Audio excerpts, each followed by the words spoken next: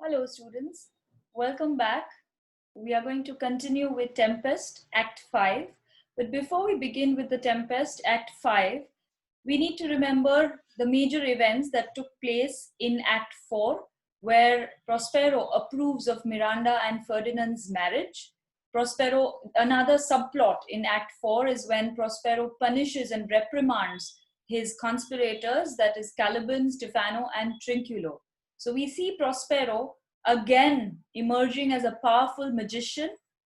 Things and events and people are under his control, right? So that's where Tempest Act 4 ends, and we come towards Tempest Act 5, which is the concluding act, also known as the closing act, because this kind of brings a closure to Prospero's magic, closure to all the conspiracies, yes, and closure also to Prospero's character that has been full of vengeance, that has been full of anger.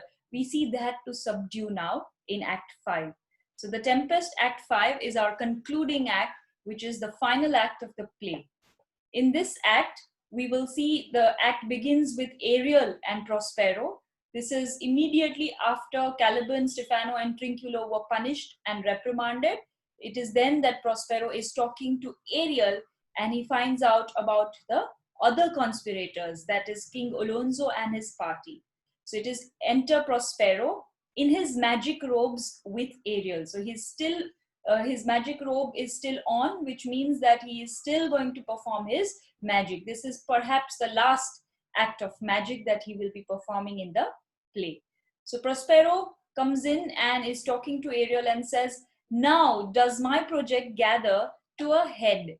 My charms crack up, my spirits obey, and time goes upright with his carriage.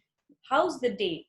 So here he's asking about what time of the day it is. He refers to his project. He says, "Now does my project gather to a head." Project, of course, refers to his magical events that he has been organizing.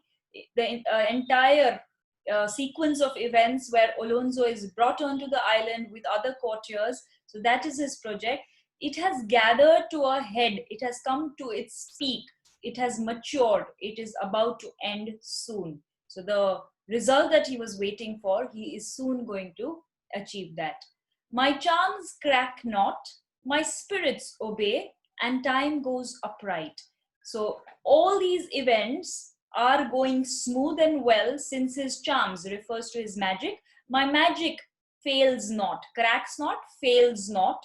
My spirits, all the magical spirits are obeying his orders, and time too is going smooth. Time too is following Prospero's scheme of events, and time goes upright with his carriage. So time here is personified as a person because it's used as his. Time goes upright. Time is moving well, going smooth with his carriage. Carriage refers to the burden. So time has been given a burden, which is the task.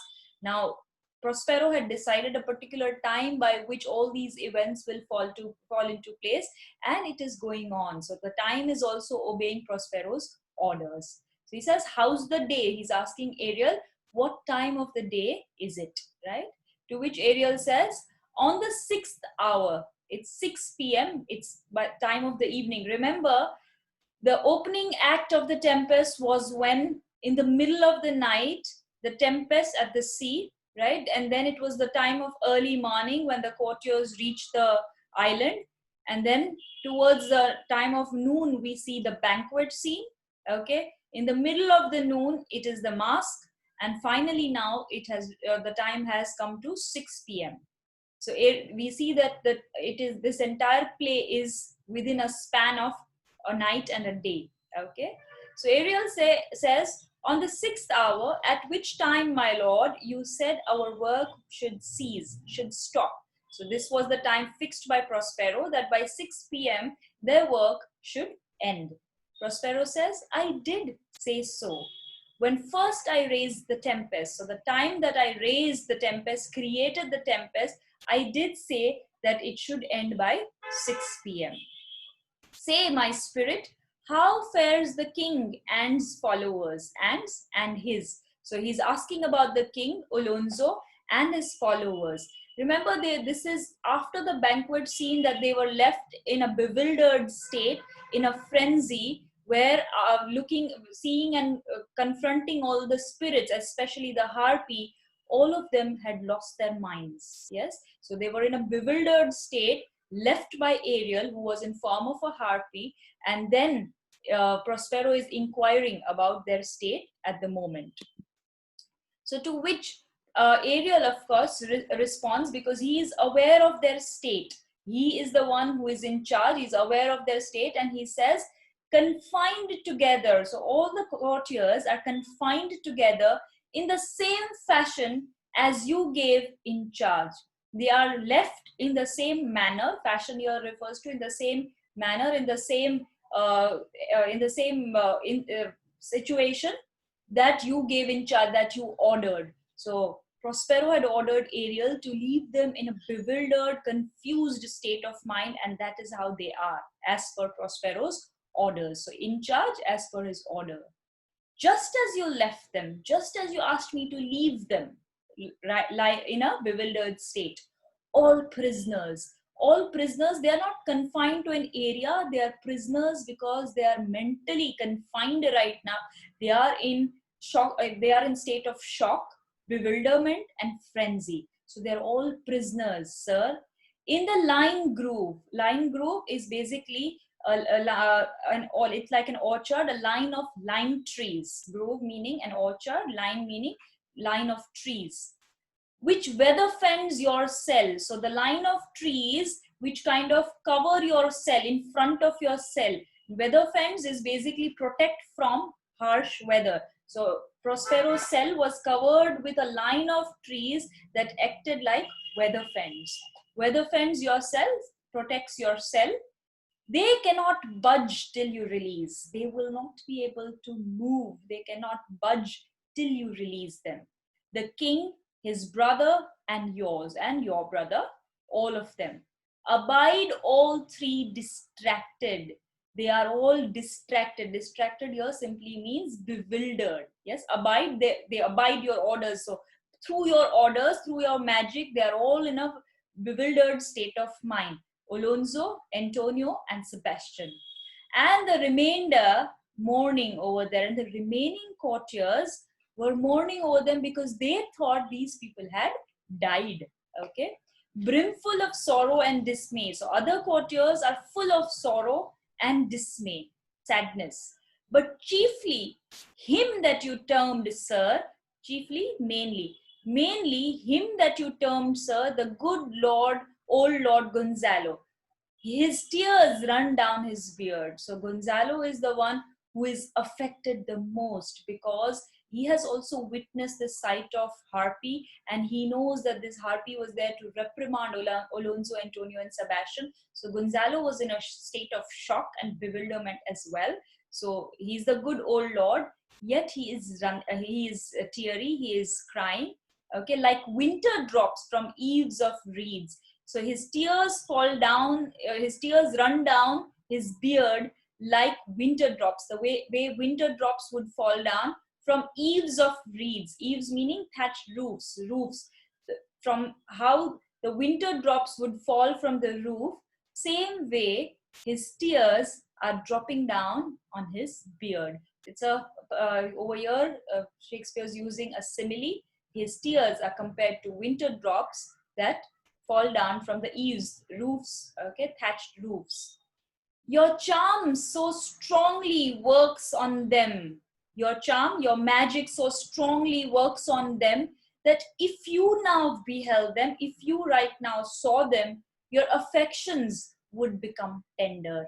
You would become tender towards them. Your affection refers to your emotions towards them would become tender. They are in that kind of state. That is what Ariel is telling Prospero. Remember, Ariel is a spirit, and here we see that he is full of emotions. So he says, if you saw them right now, even you would mellow down, even you would feel tender.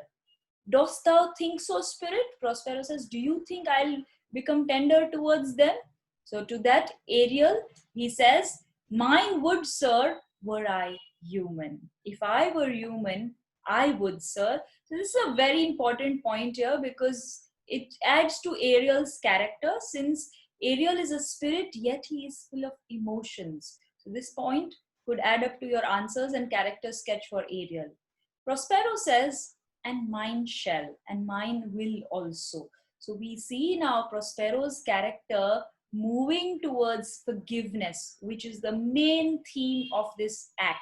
Okay, till now, Prospero was this strong and powerful magician who wanted vengeance, who wanted to revenge his enemies. But right now, he wanted a revenge on his enemies. But right now, we see Prospero mellowing down since his magic has achieved its result, its consequence, its result, and now the conspirators are facing their consequences. So he's kind of mellowing down over here. So he says, and mine shall. Hast thou, which art but air, a touch, a feeling? You being a spirit, hast thou, refers to Ariel, you being a spirit, which art but air, you are an airy spirit. Ariel, the name, Ariel means from air, airy spirit. So you being air, a touch, you're just an emotion, there is no form. Ariel doesn't have a form, he's a spirit. Okay, he doesn't have a human figure. So he says, you being just air, a touch, an emotion, a feeling of their afflictions, still you can feel their pain, afflictions, pain. So in spite of being a spirit, you can feel their pain. And shall not myself, will I not feel it? If you can feel it, of course I will feel it. And shall not myself, one of their kind? I am one of their kind, meaning I'm a human being like them. So if spirit like Ariel can feel the pain, of course Prospero, who is a human being, will feel that same kind of pain. That relish all as sharply. Relish all as sharply simply means feels this pain very keenly, very sharply. Relish all as sharply. Relish here simply means suffer, witness this pain as keenly as they. So Prospero here is in an empathetic state of mind where he is feeling the same pain that his conspirators are going through. He can understand their suffering. So he says that relish all as sharply, passion as they. Passion here means pain. So I can feel their pain as sharply as they are feeling it, because I am after all a human being and I can see what my fellow human beings are feeling. Be kindlier, moved than thou art. Be kindlier, moved than thou art. Here refers to that I feel their pain and I'm going to be kindlier, more kind, yes, towards them. I'm going to be more sympathetic, more kind. And another meaning of kindlier here refers to being their kind, being one of the kinds, yes, so like human beings. So I am like them, another human being of the same kind.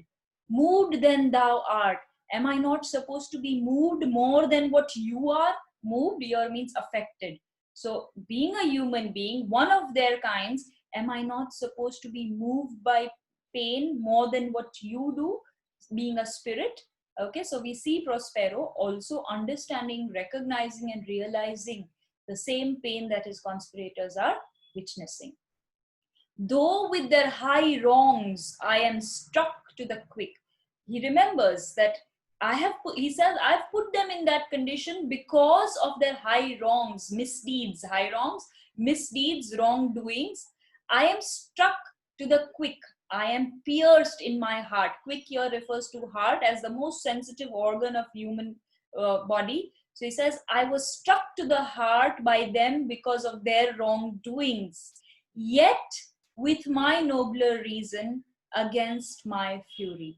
But I will act, my actions will be right now driven with nobler reasons, kinder actions against my anger. So I will not let my anger take the better of me. I'm going to be good towards them. I'm going to be kind towards them, because that's the difference between the conspirators and Prospero. So we see Prospero emerging as a protagonist who is full of kindness now. So he wanted to teach a lesson to his conspirators that he has done by making them suffer.